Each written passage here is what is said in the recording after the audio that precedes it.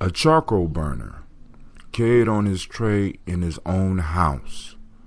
One day he met a friend, a fuller, and entreated him to come and live with him, saying that they should be far better neighbors and that their housekeeping expenses would be lessened. The fuller replied, "The arrangement is impossible as far as I am concerned. For whatever I should whiten, you would immediately blacken again with your charcoal. Like will draw like."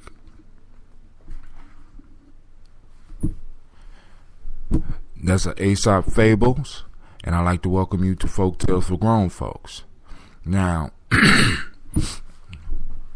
lesson that stands out for me in this one is that although like should draw like does not always draw like. As a matter of fact, it seems that opposites seem to attract, and a lot of times we have individuals who are trying to make something work that may not be the best thing. It may not be the best fit, as we saw with the charcoal burner.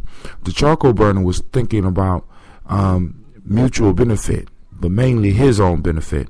He wanted to work. He wanted the fuller to move in with him, and then he would be able to save on his expenses, not thinking it all the way through and understanding that his trade, the very way he lived his life, would jeopardize everything that the fuller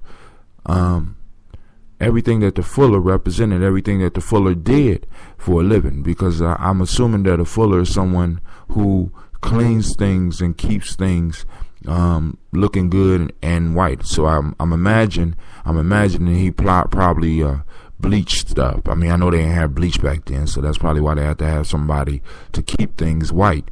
So in our lives, we will run into those opposites, and to some of our detriment, we try to make that opposite fit, when sometimes we just might need to be like the fuller and be honest. Look, the things that you are doing will do nothing but damage the things that I am doing.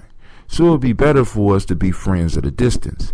I will never forget, my grandmother taught me a long time ago. She said, I could love you from a distance. And for some of our friends and some of the people that surround us, we may need to start learning how to do that. We may need to start practicing loving from a distance. Just because you love somebody does not mean that they have to be right up on top of you all the time. So, I hope that you enjoyed this lesson from Aesop. This fable is called The Charcoal Burner and the Fuller.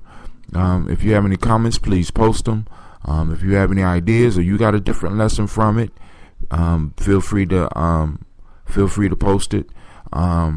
If you want some of the Aesop fables and you want to follow along with me, you could go to forgottenbooks.org, and you will be able to pick up this book for basically pennies. I mean, it's like a 400-page book. I don't even think I paid over $5 for it, and it came to me brand new. And even deeper, they will let you read as well as download the book for free at their website, so you can follow along with the stories and come out and share your wisdom, because you never know what your insight or how your insight might affect some of the people that's listening or that's reading some of the stuff that we're talking about. I don't want you to hide your wisdom up under a bushel. I don't want you to hide anymore. I want you to share your information. And that's what Geometry Journey is about.